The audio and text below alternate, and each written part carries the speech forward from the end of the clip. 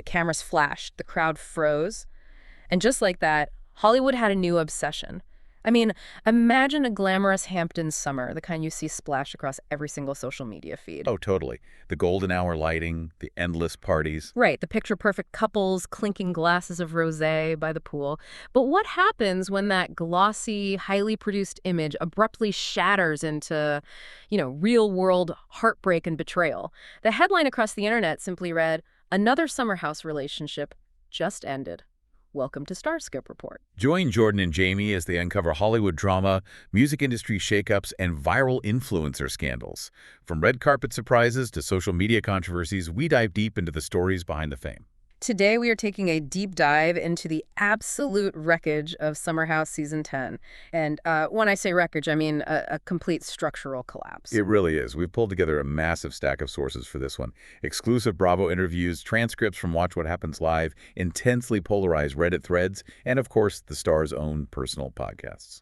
Yeah, because we're unpacking not just a single highly publicized breakup, but a massive cast exodus, like secret timelines that shattered real-life friendships and the heavy mental health struggles hiding right behind those sun-drenched party scenes. Right, and the contrast between the aesthetic of the show and the reality of its cast is just jarring.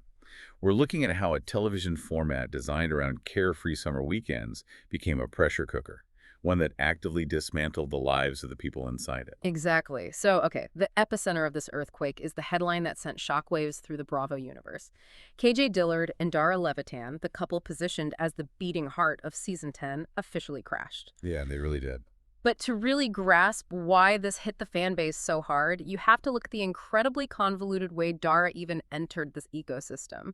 I mean, according to an interview she did on the Dear Media podcast we met at Acme, she didn't just audition and walk onto the set. No, not at all. She's a 33-year-old Massachusetts-born makeup artist, and her entry was actually the result of a Hinge date with a completely different cast member. Right. She originally matched with Wes Wilson. They dated briefly, and while the romantic connection faded, it remained amicable. Which is rare in itself. Very rare. And Dara had mentioned coming out of a deeply toxic prior relationship, so her brief time with Wes gave her a safe harbor.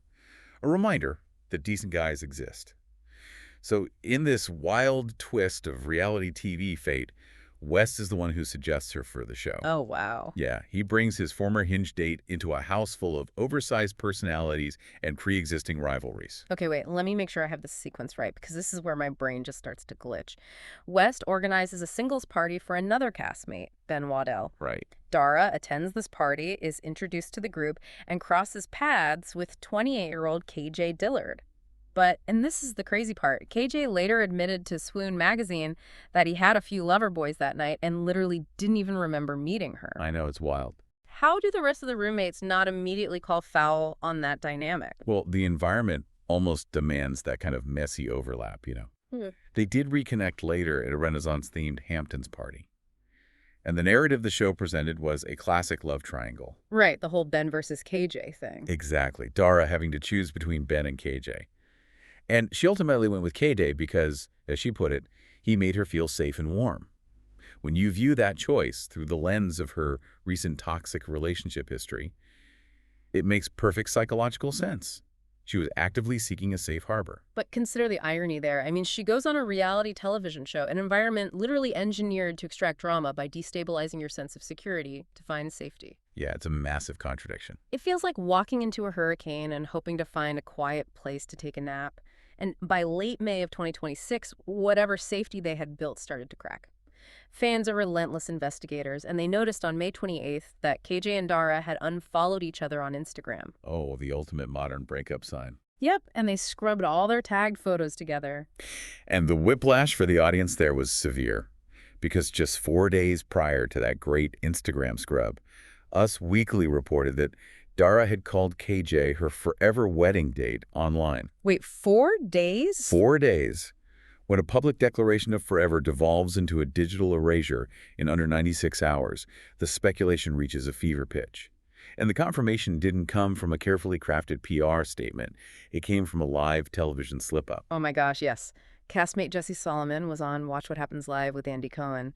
And Andy brings up the unfollowing rumors, and Jesse, looking like an absolute deer in headlights, just bluntly drops the bomb. He really couldn't hide it. He just goes, They broke up. Yeah, last I heard they were broken up.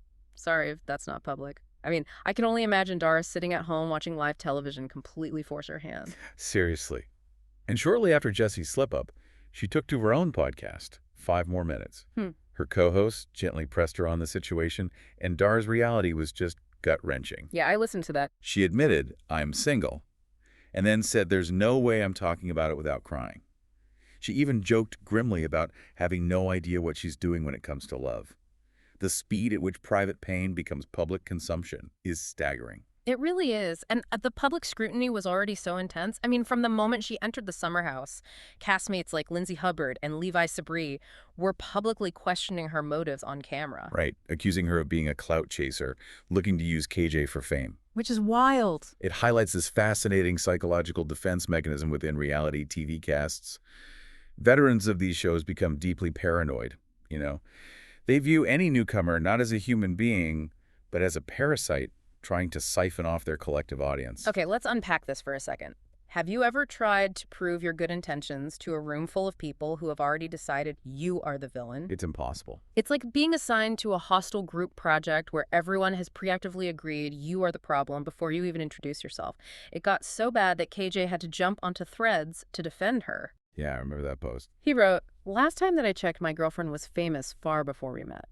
And he had the receipts. I mean, Dara spent over a decade in the beauty industry working with massive brands like NARS, Pat McGrath, and Fenty. Exactly.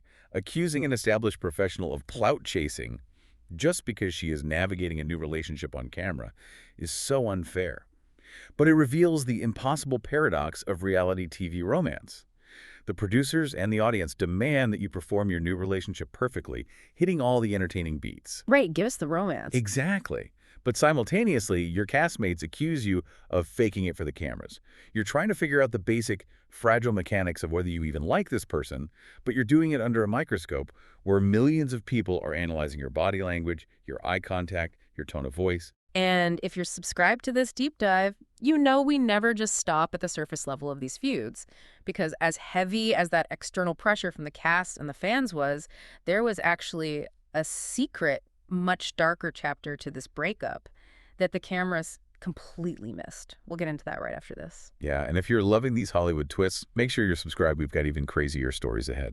So we have to talk about KJ's hidden battle, because this changes everything we thought we knew about that summer. It really does. During part 1 of the season 10 reunion, the facade completely dropped. KJ made a staggering revelation to the audience and the cast. He disclosed that he had been formally diagnosed with borderline personality disorder, or BPD, and had actually been hospitalized for a week for self-harm during the time they were filming. Reading that Primetimer article covering the reunion, I had to stop and stare at the wall. Yeah. We are so conditioned to see KJ as this upbeat, life-of-the-party guy. To find out he was fighting a massive, life-threatening hitting battle while pouring shots and smiling for the cameras is deeply unsettling. It's terrifying, honestly. And he went on the More Life with Carl Radke podcast and admitted that before the show, his modeling career had stalled. He was in a terrible place financially, and without realizing it, he was projecting all of that immense stress onto Dara. Which completely rewrites the timeline the public thought they understood. Yeah. What the audience perceived as a sudden, shocking split in late May was actually the first breakup nobody knew about. Wait, the first one? Well, technically the second. The first breakup happened in secret, off camera. Oh, right. Fellow castmate Mia Calabrese recognized the crisis unfolding and staged a quiet intervention. Yeah. She convinced Dara that the only way to save KJ was to step away. Dara had to break up with him temporarily so he could enter treatment and focus entirely on his healing without the pressure of maintaining a relationship. Here's where it gets really interesting to me. Think about the emotional maturity and the sheer agony required to execute that. Dara clearly loved him, but she had to become the bad guy in his eyes, at least temporarily, and walk away for his own survival. And the most remarkable part is that KJ eventually recognized the profound grace in that action. He later said, "Looking back, if me and Dara were dating when I was in recovery, it would have been a mess. I would have been focused on saving the relationship rather than focusing on my health." That level of self-awareness is so rare. But if we connect this to the bigger picture, it exposes a massive ethical void at the center of reality television. We demand polished easy-to-digest narratives from these real human beings. We want villains and heroes. Exactly. But behind the glossy editing, they are dealing with severe psychological crises. The juxtaposition of a sunny Hamptons pool party intercut with a cast member secretly enduring a hospitalization for self-harm is, well, it's something the genre simply isn't equipped to handle responsibly. No, it's not. And the audience's reaction reflected that exact tension. We spent hours combing through the Summer House Bravo Reddit threads, and the conversation around KJ's BPD diagnosis was intensely polarizing. You had one camp of users essentially warning that Dara was doomed. Yeah, I saw those comments. They argue that the extreme difficulties of dating someone with BPD, specifically citing intense fears of abandonment that trigger a behavior called splitting, meant the relationship could never survive. To understand that debate, we have to look at the mechanism of splitting. In psychological terms, splitting is a defense mechanism common in BPD where a person subconsciously categorizes people or situations in extreme black and white terms. Right, no gray area. Exactly. Someone is either entirely good, like a savior, or entirely bad, a betrayer, with no nuance in between. It happens rapidly and is incredibly destabilizing for both the person with BPD and their partner. Many Reddit users shared painful, anecdotal stories of their own experiences with this. However, there was a powerful counter-movement in those threads from users who actually have BPD. And they pushed back hard. They called out the armchair psychology and the deeply harmful stigma that people with BPD are somehow incapable of love or sustaining healthy partnerships. They brought up the fact that with intensive work, specifically dialectical behavior therapy, BPD can actually go into remission. Dialectical behavior therapy, or DBT, is crucial to mention here because it explains how remission is possible. DBT doesn't just ask patients to talk about their childhoods, it focuses heavily on practical skill building. Right. Actionable steps. Yes, it teaches distress tolerance, emotional regulation, and interpersonal effectiveness. It literally works to rewire how a person's brain responds to sudden emotional triggers. And the Reddit users advocating for KJ pointed out that writing off an entire group of people as broken simply because they carry a specific diagnosis is a fundamentally unfair and regressive way to view mental health. It's a remarkably heavy conversation for a Bravo subreddit. And Dara was standing directly in the crossfire.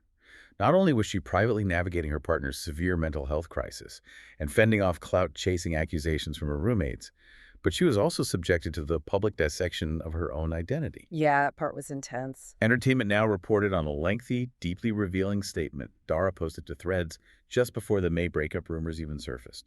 The phrasing of her post is a perfect case study in the modern reality TV experience. What did it say exactly? She wrote, "To clarify, I am white, lol. I'm also Jewish, pro-Palestine, anti-Trump, and I absolutely do not or cannot understand the experience of a person of color. Racism is absolutely everywhere. And as a white woman dating a black man, loving my friends of color, I want to make that very clear." And then shortly after posting this, she appeared to delete her entire Threads account. You can physically feel the exhaustion in those words. Now, obviously, we're just reporting what she said. We aren't taking a side on the politics of it, but you can see what she's doing. She isn't just making a statement, she is building a barricade. Exactly. She is trying to preemptively address every possible political, racial, and social critique that millions of strangers might hurl at her. She lists her demographic identifiers like a shield, desperately trying to protect her relationship and her friends of color from the internet's wrath. I call this the reality TV tax. When you sign up for these shows, you don't just forfeit your summer weekends, you forfeit the right to a private identity. You're forced to constantly justify your existence, your politics, and your demographic background to a faceless mob, all while attempting to manage your own private trauma. It is an unsustainable psychological burden. Totally. And later in the deep dive, we'll talk about the shocking timeline twist nobody saw coming, one that brought a grown man to tears and broke a friendship in half. Yeah, stay tuned and hit that subscribe button so you don't miss what's coming next in the world of pop culture. So while Dara was attempting to shield her real, fragile life from the audience, the rest of the house was actively constructing a fake one. This brings us to the structural collapse of the show itself. The domino effect. Yes, the lies, betrayals, and the mass exodus from the summer house. Because while KJ and Dara were dealing with actual life-or-death mental health struggles, a completely different kind of chaos was unfolding. A collapse built entirely on lies, gaslighting, and a massive timeline betrayal. Right. To understand the mass exodus currently emptying out the summer house, we have to look at the foundation, which was already crumbling. Amanda Batula and Kyle Cook separated after 4 years of marriage. Which is huge. A divorce among core cast members will naturally destabilize any reality show. But it was the vacuum created by that separation and how it was filled that truly lit the match. Okay, so Amanda didn't stay single for long, and who did she move on with? Wes Wilson. Yes, that Wes Wilson. The exact same Wes Wilson who originally matched with Dara on Hinge before bringing her onto the show. Now, moving on after a separation is human. The issue here wasn't the romance, it was the intense, calculated deception. West and Amanda hid the relationship from everyone, including their closest castmates. Which is where Jesse Salman marches on to Watch What Happens Live like a prosecutor with a briefcase full of receipts. Yeah. Jesse brought an exact, undeniable timeline to the Bravo Clubhouse, which Andy Cohen read aloud. Walk us through those dates because they are critical. The dates are critical to understanding the depth of the betrayal. On February 27th, West and Amanda were spotted looking incredibly cozy during a dinner date. Rumors started to circulate within their friend group. So on March 11th, Jesse does the mature thing. He sits down, has drinks with Amanda, and directly asks her about the rumors. A normal friend check-in. Exactly. But according to Jesse, Amanda looked him dead in the eye and flat out denied that anything romantic was happening. She lied right to his face over drinks. Right to his face. And then, just weeks later, on March 31st, West and Amanda release a joint public statement confirming they are, in fact, a couple. Wow. But the heartbreak for Jesse and the reason he was so visibly destroyed on WWHL wasn't about who was dating whom. It was about how West had manipulated him. Jesse revealed that in the days leading up to the public confirmation, West actually weaponized Jesse's own relationships against him to maintain the cover-up. The quote Jesse provided is chilling in its calculation. He claims West told him, "Amanda and I aren't half as bad as how you and Ciara act." Oh my God. This was referencing Jesse's close, sometimes flirtatious friendship with castmate Ciara Miller. By doing this, West used Jesse's own behavior as a smokescreen to deflect suspicion, making Jesse question his own dynamic with Ciara, all while West was secretly hooking up with Amanda. So what does this all mean? I mean, could this be the biggest betrayal of the year? I am genuinely struggling to wrap my head around that level of deception. Why go to such toxic lengths? You don't just lie to your friends, you weaponize their own relationships to cover your tracks. It's incredibly manipulative. Jesse was so devastated by this psychological manipulation that he admitted he went home after the reunion and just kept crying. He explicitly stated that the trust is entirely broken. This raises an important question about the psychology of a closed social ecosystem. In a reality TV panopticon, where cameras are always watching and information is currency, controlling the narrative becomes an obsession. Cast members start trying to produce their own off-camera lives. Right, they become the directors. Yes. West wasn't just hiding a relationship. He was trying to script the eventual reveal. But in doing so, he shattered the authentic trust that the entire show relies upon. And the audience sees right through it now. The public backlash was intense. Amanda had to issue a public apology for the hurt she caused. And West. The internet vitriol was so intense that on his Show Me Something podcast, he confessed, going out in public is kind of scary. Which is a very real consequence of becoming the villain in a parasocial relationship with millions of viewers. The audience is no longer passively consuming the edited episodes. They are acting as a real-time jury holding the cast accountable for their off-camera, real-world behavior. The combination of these massive ethical breaches, the weaponization of friendships, and the severe mental health toll has resulted in a literal mass exodus from the franchise. The house is literally emptying out. I mean, Paige DeSorbo is exiting after 7 seasons. Lexi Wood and Imral Hassan are out after just 1 season. And the ultimate shocker, Wes Wilson, is exiting the series after 3 seasons. When you synthesize all of this, we are witnessing the structural failure of an entire television genre. You take a group of people, place them in a highly produced pressure cooker, demand absolute vulnerability, inject alcohol, enforce close quarters, and then broadcast their poorest, most impulsive decisions to a global audience. The human cost of producing this specific type of entertainment has never been more apparent than it is right now. It really makes you reconsider the fundamental premise we've all been watching. I mean, think about the concept of a summer house. It's designed to be a weekend escape from the pressures of city life. But for this cast, the escape became a televised trap that actively unraveled their real lives, their marriages, and their mental health.